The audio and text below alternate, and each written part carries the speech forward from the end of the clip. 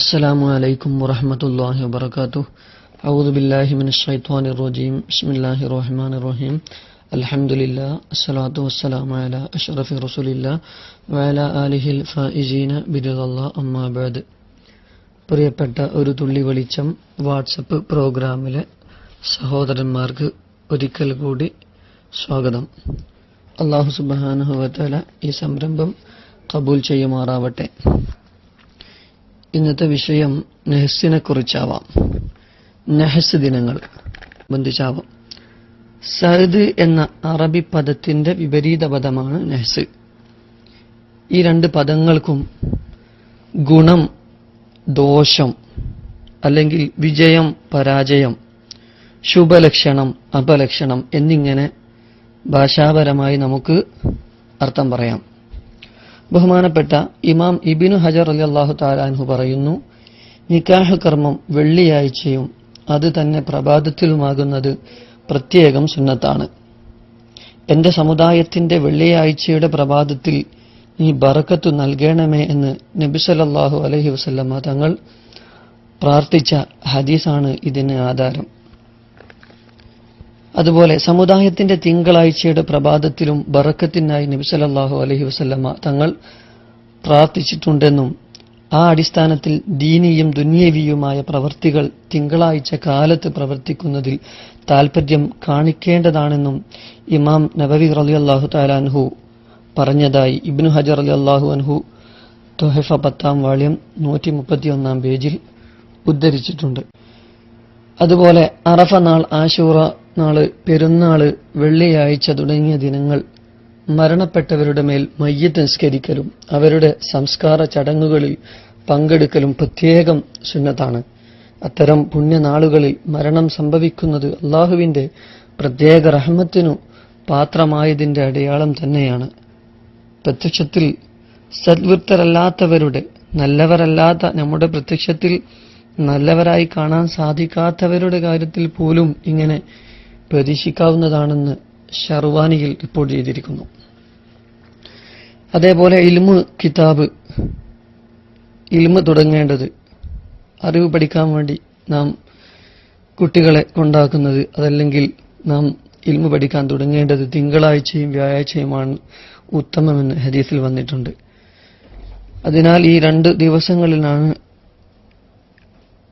ഇൽമിന് പ്രത്യേകത നൽകിക്കൊണ്ട് അന്ന് പ്രവേശിക്കാൻ സുന്നത്തെന്നും ഹാഷിയത്തു ദിമ്യാത്തിൽ പ്രസ്താവിച്ചിട്ടുണ്ട്.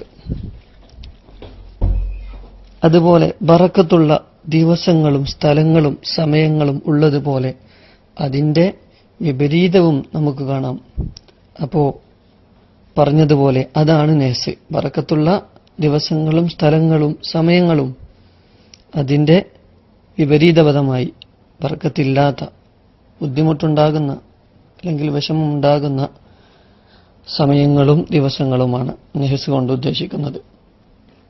അല്ലാഹു സുബ്ഹാനഹു വ തആല സൂറത്ത് ഫുസ്സിലത്തിൽ 16-ാമത്തെ ആയത്ത്, ഫഅർസൽനാ അലൈഹിം റീഹൻ സർസറൻ ഫീ അയ്യാമിൻ നഹിസാത്ത് ലിനുദീഖഹും അദാബൽ ഖിസി ഫിൽ ഹയാത്തിദ് ദുനിയ വലഅദാബുൽ ആഖിറതി അഖ്സാ വഹും ലാ യുൻസറൂൻ എന്ന ആയത്തിൽ ഫീ അയ്യാമിൻ നഹിസാത്തിൻ, നെഹ്സുള്ള ദിവസങ്ങളെന്ന് പരിശുദ്ധ ഖുർആനിൽ കാണാം. പ്രസ്തുത ജനതയ്ക്ക് ഗുണമില്ലാത്തതും ബറക്കത്തില്ലാത്തതുമാണ് ആ ശിക്ഷയുടെ നാളുകളെന്ന് ഇതുകൊണ്ട് വ്യക്തമാണ്. മാസത്തിന്റെ ഒടുവിലെ ബുധനാഴ്ചയായിരുന്നു ഈ ശിക്ഷയ്ക്ക് തുടക്കം കുറിച്ചത്. 8 ദിവസം ശിക്ഷയുടെ കൊടുങ്കാറ്റ് തുടർന്നു. അവിശ്വാസികൾക്ക് ഈ 8 ദിവസം നെഹ്സും സത്യവിശ്വാസികളായ ഹൂദ് നബിക്കും അനുയായികൾക്കും ബറക്കത്തുള്ള ദിവസവുമായിരുന്നു. ഇമാം നവവി റളിയല്ലാഹു തആല അൻഹു തന്റെ തഫ്സീറിൽ ഇക്കാര്യം വളരെ വ്യക്തമാക്കിയിട്ടുണ്ട്. ഒരു വിഭാഗത്തിന് നെഹ്സുള്ള ദിനങ്ങൾ തന്നെ മറ്റൊരു വിഭാഗത്തിന് റഹ്മത്തും ബറക്കത്തും ഉണ്ടായതാണ് ഇവിടെ നിന്ന് വ്യക്തമാകുന്നത്. ചൊവ്വാഴ്ച രക്തദിനമാണ്. ആ ദിവസത്തിൽ ഒരു സമയമുണ്ട്, ആ സമയത്ത് രക്തം നിൽക്കുകയില്ല എന്ന് നബി സല്ലല്ലാഹു അലൈഹി വസല്ലമ തങ്ങൾ പറഞ്ഞതനുസരിച്ച് അബൂ ബറക്കത്ത് റളിയല്ലാഹു തആല അൻഹു ചൊവ്വാഴ്ച കൊമ്പ് വെക്കൽ നിരോധിച്ചിരുന്നുവെന്ന് അബൂ ദാവൂദ് റളിയല്ലാഹു അൻഹു നിവേദനം ചെയ്ത ഒരു ഹദീസിൽ പ്രകാരമുണ്ട്. ബുധനാഴ്ചയോ ശനിയാഴ്ചയോ ആരെങ്കിലും കൊമ്പുവെക്കുകയും തന്മൂലം അവന് വെള്ളപ്പാണ്ട് പിടിപെടുകയും ചെയ്താൽ അവനെ തന്നെയല്ലാതെ ആക്ഷേപിക്കരുത്. ഈ ഹദീസ് ഇമാം ബഗവി റളിയല്ലാഹു തആല അൻഹു ശർഹ് സുന്നയിലും ഇമാം ഹാക്കിം റളിയല്ലാഹു അൻഹു മുസ്തദ്രിക്കിലും ബൈഹഖി റളിയല്ലാഹു തആല അൻഹു സുനനുൽ കുബ്രയിലും നിവേദനം ചെയ്തിട്ടുണ്ട്.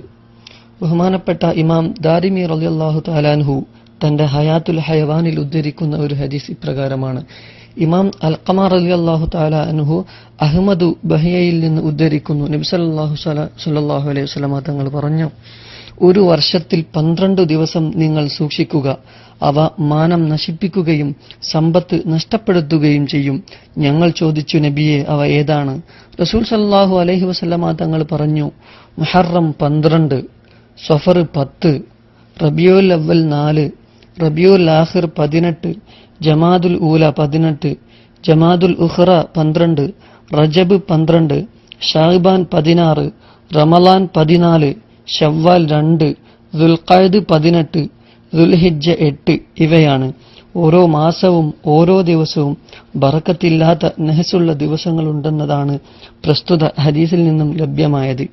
എല്ലാ മാസവും ഒടുവിലെ ബുധനാഴ്ച നിത്യ നഹസാണെന്ന് ഇബ്നു അബ്ബാസ് റളിയല്ലാഹു തആല അൻഹുവിൽ നിന്ന് തുർമുദി റളിയല്ലാഹു അൻഹു ഉദ്ധരിച്ചിട്ടുണ്ട്. ഞായറാഴ്ച വീട് നിർമ്മാണം തുടങ്ങാനുള്ള ദിവസമാണെന്ന് നബി സല്ലല്ലാഹു അലൈഹി വസല്ലമ തങ്ങൾ പറഞ്ഞതായി അബൂ യഅ്ല ഇബ്നു അബ്ബാസ് റളിയല്ലാഹു തആല അൻഹുവിൽ നിന്ന് റിപ്പോർട്ട് ചെയ്തിട്ടുണ്ട്. 12 മാസങ്ങളിൽ മുഹറം, ദുൽഖഅദ്, റമളാൻ എന്നീ മാസങ്ങളിൽ വീട് പണി തുടങ്ങാൻ ഉത്തമമല്ല. സഅദും നഹസും അടിസ്ഥാനമുള്ളതാണെന്നും അത് നാം കണക്കിലെടുക്കേണ്ടതാണെന്നും ഈ കാര്യങ്ങളെ കൊണ്ട് വ്യക്തമാണ്. അതുകൊണ്ട് നാം പ്രത്യേകം പ്രവർത്തിക്കാൻ ഇസ്ലാം കൽപ്പിച്ച പല കാര്യങ്ങളും നഹസുള്ള ദിവസമാണെന്ന് കരുതി ചെയ്യാതിരിക്കരുത്. ഉദാഹരണം പറഞ്ഞാൽ, ഒരു കുഞ്ഞ് ജനിച്ചു, 7-ാം ദിവസം കുഞ്ഞിനു വേണ്ടിയുള്ള അറവ് വേണമല്ലോ. 7-ാം ദിവസം നബി സല്ലല്ലാഹു അലൈഹി വസല്ലമ തങ്ങൾ പഠിപ്പിച്ച നഹസുള്ള ദിവസത്തിൽ പെട്ടാൽ പോലും ശിശുവിന് വേണ്ടിയുള്ള അറവും മുടി കളയലും ഒന്നും പിന്തിക്കേണ്ടതില്ല.